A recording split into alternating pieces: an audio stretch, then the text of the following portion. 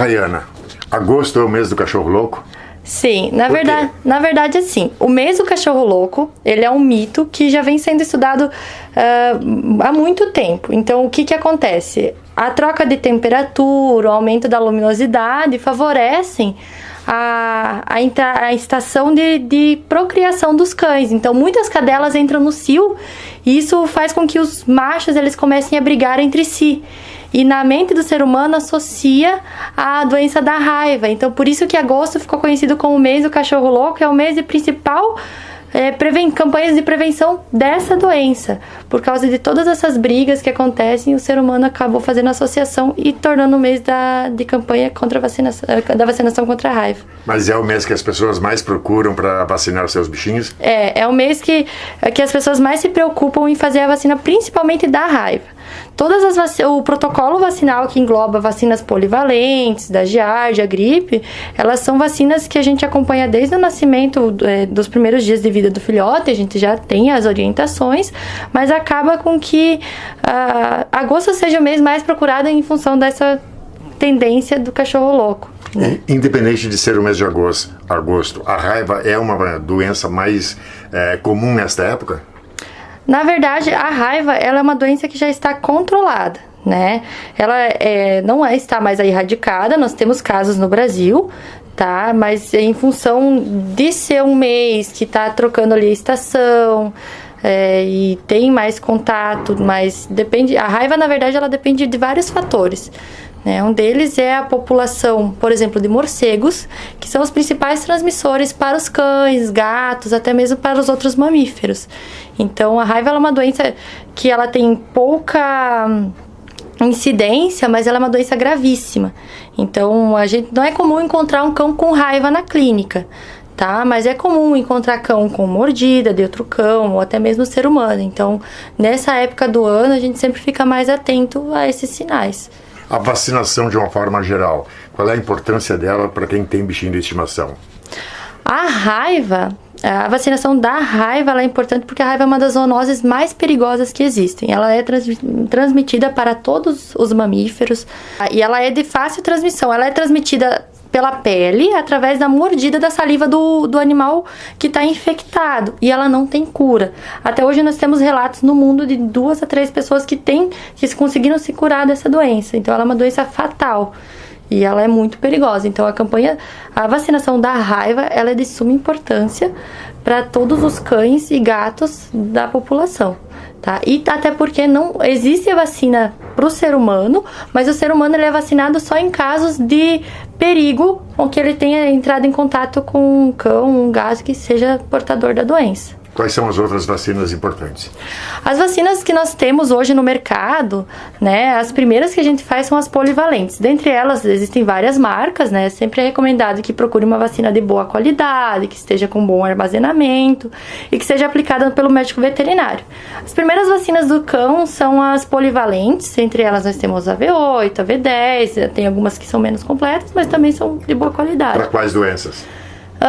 As principais, sinomose e parvovirose. Ali dentro tem leptospirose também, que é muito importante, que não é uma doença viral, e sim uma doença transmitida por uma bactéria, mas tem dentro da vacina, E a sinomose e a parvovirose são as doenças mais comuns virais em cães que a gente encontra na clínica. E que podem levar a óbito.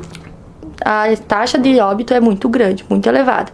E são doenças extremamente agressivas.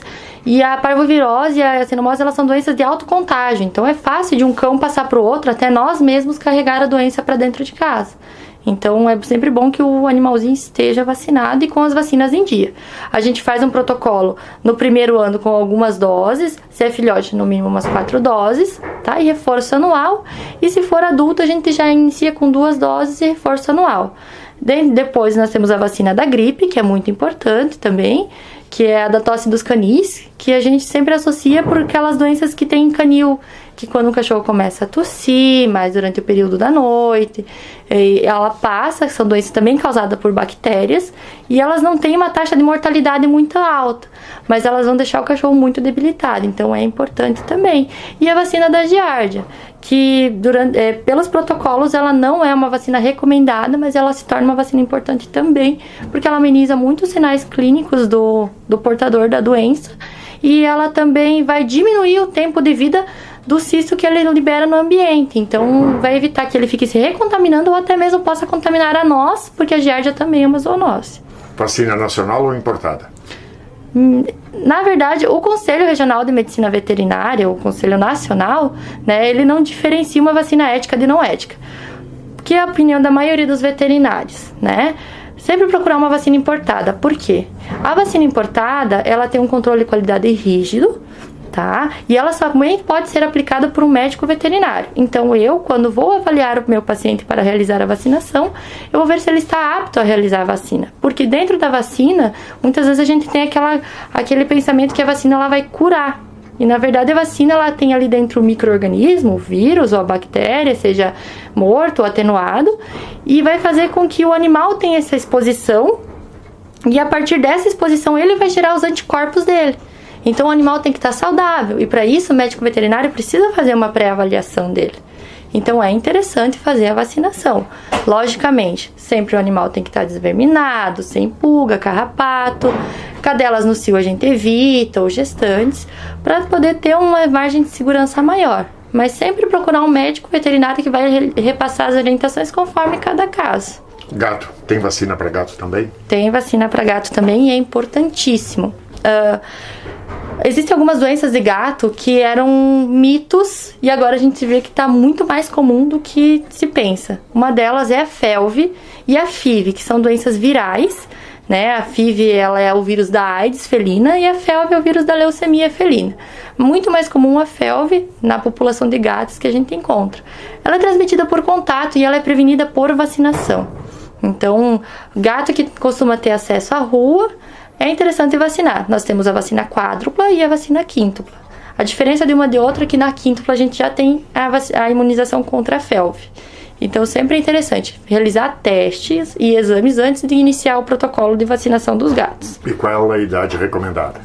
A gente sempre pede para iniciar a partir dos 3 a 4 meses, tá? Que é uma idade que o animal já está um pouco mais desenvolvido, mais adaptado, porque a vacina de gatos ela causa uma reação muito mais agressiva do que a de cães. Tá? Ela deixa o animal mais apático, pode deixar com febre alguns dias, então a gente sempre pede mais ou menos esse período de vida para poder realizar a vacinação. Tanto para cães quanto para gatos, vacinar é um investimento que garante a vida do bichinho. Com certeza. A vacinação, principalmente quando ela for seguida de acordo com as orientações do médico veterinário, dos laboratórios, né, ela sempre vai garantir a imunização do paciente, levando assim uma qualidade de vida, com que ele tenha uma vida mais extensa e com mais qualidade, e também traz a satisfação do tutor, porque assim ele vai ver o animal saudável e o investimento que ele vai ter é muito menor do que se ele tivesse doente. Sem contar que o risco a gente elimina quase zero de ter que contrair a doença.